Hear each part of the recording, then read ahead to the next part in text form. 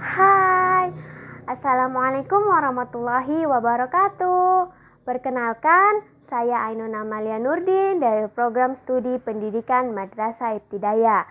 Pada kesempatan kali ini, saya akan membawakan materi tentang mengenal gejala alam yang ada di sekitar kita.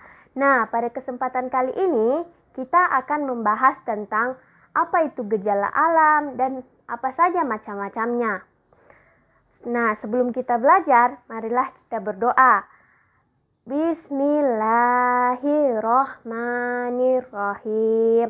Rabbi zidni ilman warzuqni fahman. Amin. Nah, langsung saja kita ke pembahasannya. Apakah dari kalian ada yang sudah tahu apa itu gejala alam? Oke, langsung saja. Gejala alam adalah peristiwa yang disebabkan oleh kondisi alam. Dalam kehidupan sehari-hari, banyak gejala atau peristiwa alam yang terjadi di permukaan bumi. Terjadinya gejala alam berkaitan dengan kenampakan alam. Gejala alam yang terjadi ada yang menguntungkan dan ada juga yang merugikan. Gejala alam yang menimbulkan kerugian disebut bencana alam. Nah, bencana alam sendiri ada banyak. Yang saya akan bahas di sini cuma 5. Di antaranya banjir, tanah longsor, gempa, tsunami, gunung meletus, dan angin puting beliung. Nah, di antara kalian ada yang sudah tahu apa pengertian dari bencana alam yang saya sebutkan tadi? Nah, yang pertama yang akan saya bahas yaitu banjir. Ada yang tahu pengertian banjir itu apa? Atau ada yang sudah pernah melihatnya? Oke, banjir itu seperti ini. Pernah kalian mengalaminya atau pernah melihatnya di TV? Oke, di sini saya akan menjelaskannya. Banjir merupakan salah satu bencana alam yang terjadi karena 2 faktor. Ya, faktor yang pertama yaitu faktor alam dan faktor yang kedua yaitu banjir yang terjadi karena perilaku manusia sendiri. Banjir yang disebabkan oleh faktor alam terjadi karena curah hujan yang tinggi dan terus-menerus sehingga air sungai meluap hingga ke daratan.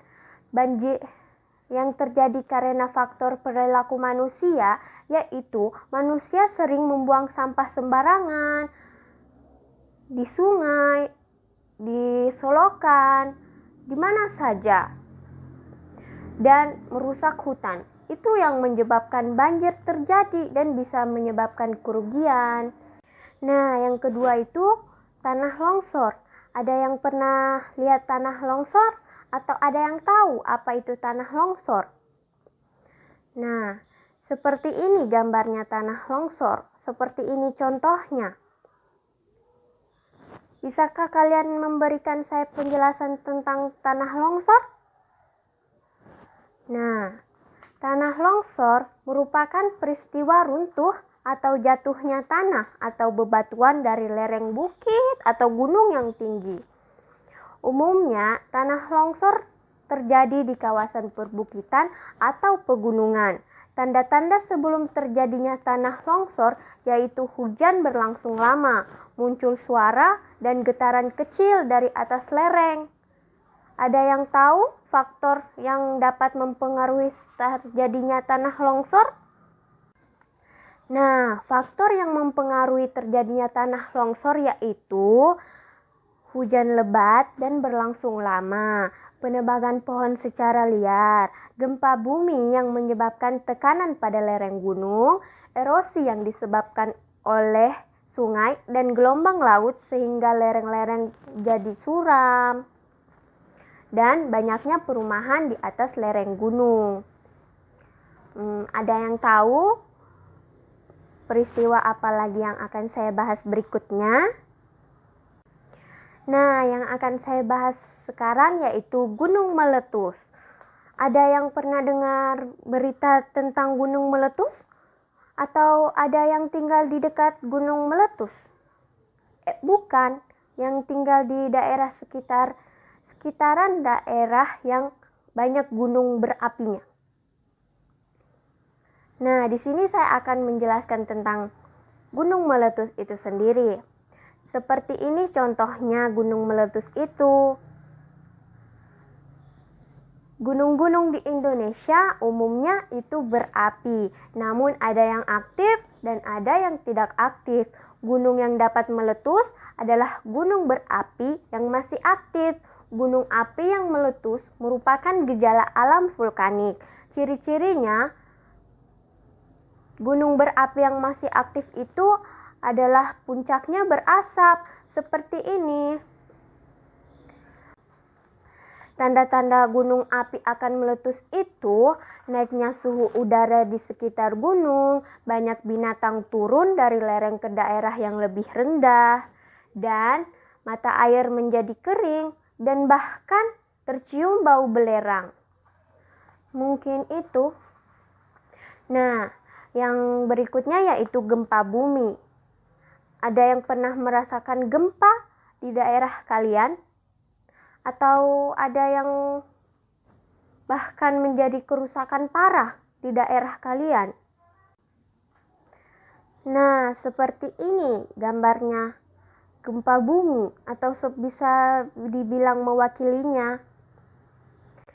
Gempa bumi merupakan salah satu dari gejala alam juga, yang berupa getaran atau guncangan yang terjadi pada permukaan bumi yang ditimbulkan oleh tenaga dari dalam bumi.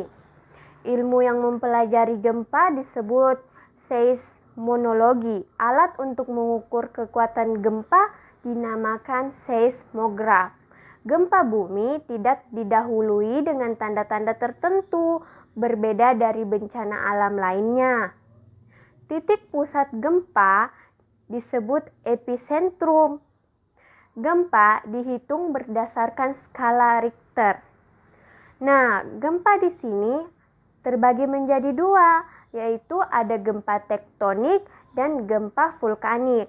Nah, gempa tektonik itu sendiri adalah gempa yang disebabkan oleh pergeseran lempeng permukaan bumi, dan gempa vulkanik itu adalah gempa yang disebabkan oleh aktivitas gunung berapi.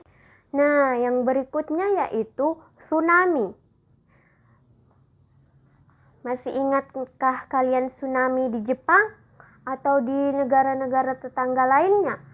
Atau yang terjadi di Palu? Nah, seperti ini contohnya. Ada yang tahu pengertian tsunami? Oke, tsunami berasal dari bahasa Jepang, yaitu su dan nami. Su berarti pelabuhan dan nami adalah gelombang. Jadi, tsunami berarti gelombang besar di pelabuhan. Gelombang tsunami dapat terjadi apabila pusat gempa terjadi di dasar laut dengan kedalaman dari kekuatan tertentu. Selain disebabkan karena gempa tektonik, tsunami juga dapat disebabkan oleh tanah longsor di dasar laut, jatuhnya benda langit seperti meteor ke dalam laut, dan juga karena letusan gunung berapi. Nah, yang terakhir yaitu angin puting beliung. Ada yang pernah lihat ini? Angin puting beliung. Oke, angin puting beliung disebut juga dengan tornado. Puting beliung yang sangat kuat dapat menghancurkan bangunan dan melontarkan kendaraan atau benda berat ke udara. Tanda-tanda puting beliung adalah diawali dengan munculnya bentuk mirip belalai dari awan, angin bertiup kencang, terjadi gerimis dan sembaran petir dan debu membumbung membentuk corong. Nah, apakah kalian tidak takut akan terjadinya bencana-bencana tersebut? Nah, Untuk itu, kita sebagai manusia harus menjaga alam kita, harus sayang pada sesama, harus membuang sampah pada tempatnya, jangan membuang sampah di sungai atau di sembarang tempat. Nah, untuk itu kita harus menjaga alam agar tetap sehat sampai kita tua. Nah, pada kesempatan kali ini yang Ibu harap kalian bisa dapat mengerti apa yang dijelaskan oleh saya. Nah, sebelum kita mengakhiri pembelajaran kali ini, kita berdoa dulu ya. Nah, baik. Bismillahirrahmanirrahim.